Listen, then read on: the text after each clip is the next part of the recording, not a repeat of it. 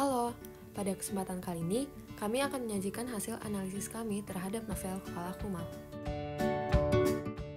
Di sini kita bisa lihat cover buku Koala Kumal karya Raditya Dika, di mana warna buku tersebut berwarna hijau dan di covernya juga terdapat Raditya Dika itu sendiri bersama dengan koala di sampingnya.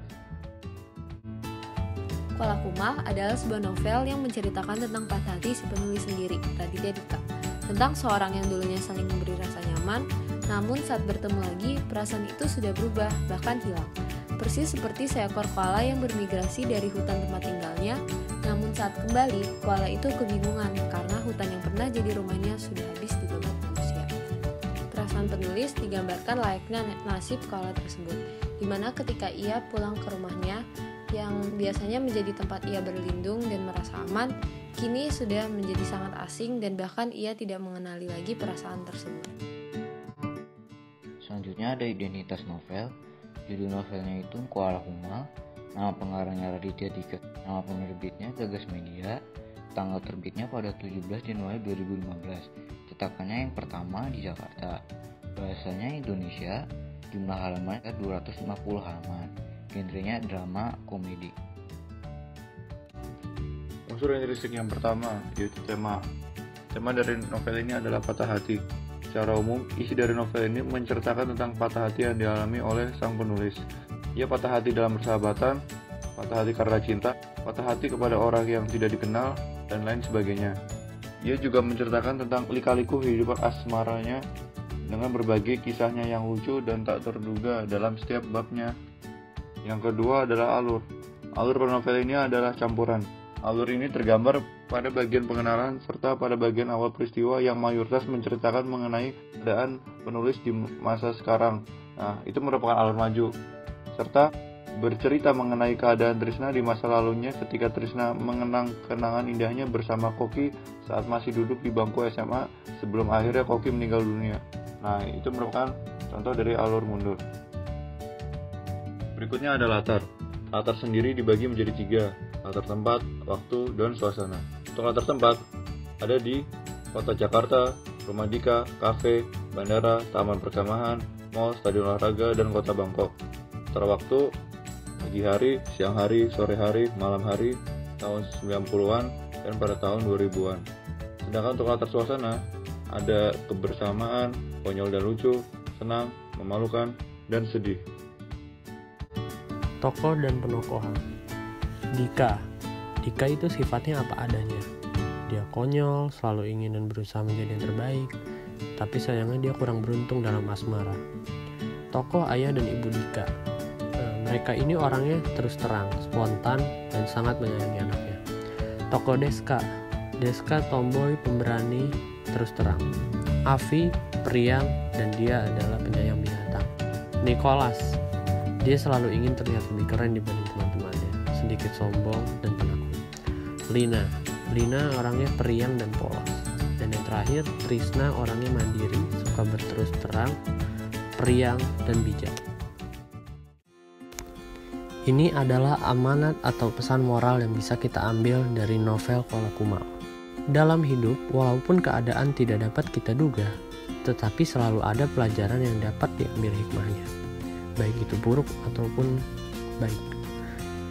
Beri yang terbaik yang kita bisa lakukan. Lalu jangan sampai kita terlarut dalam patah hati di masa lalu.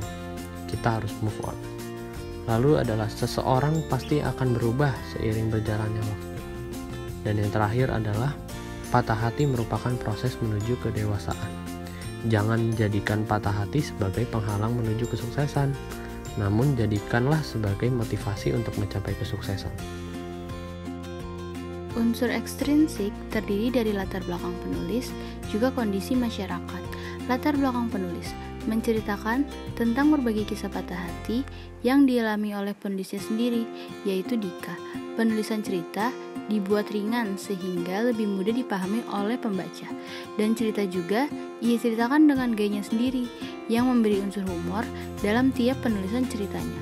Kondisi masyarakat dalam novel Koala Kumal kebanyakan menceritakan tentang kehidupan di Jakarta karena latar ceritanya sendiri berada di kota.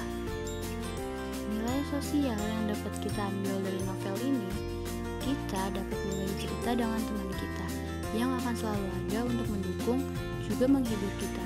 Dapat dilihat dari Trisna yang berbagi cerita patah hatinya dengan Dika.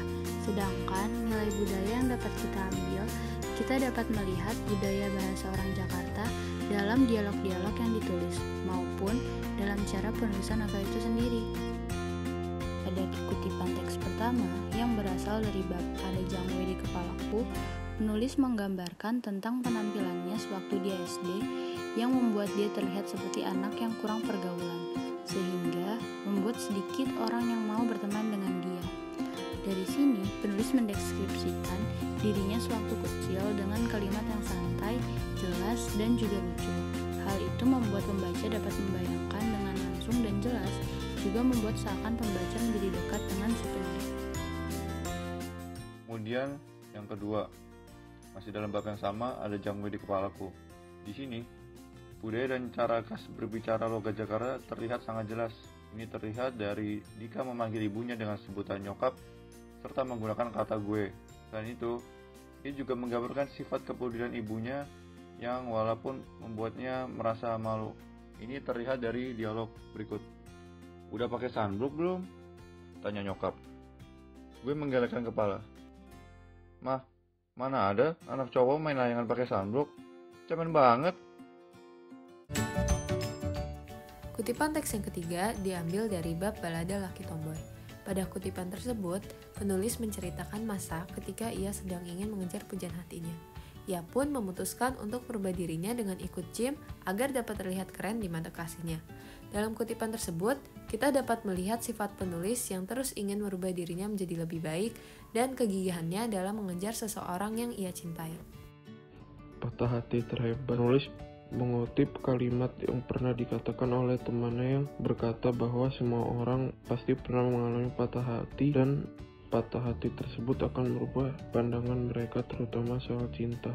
Dalam kutipan ini, penulis mengajarkan bahwa manusia dapat berubah, terutama karena faktor-faktor yang telah mempengaruhinya dan benturan-benturan yang pernah dialaminya. Kutipan teks nomor 5.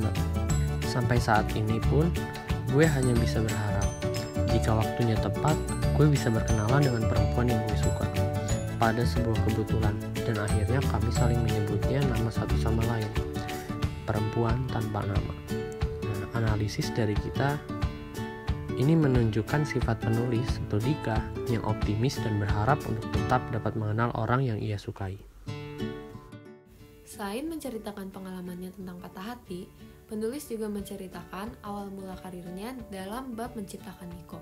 Penulis menceritakan awal pengalamannya membuat episode amatir di YouTube yang ternyata menarik perhatian masyarakat dan media, sehingga karyanya yang berjudul Malam Minggu Miko tersebut akhirnya populer di media pertelevisian.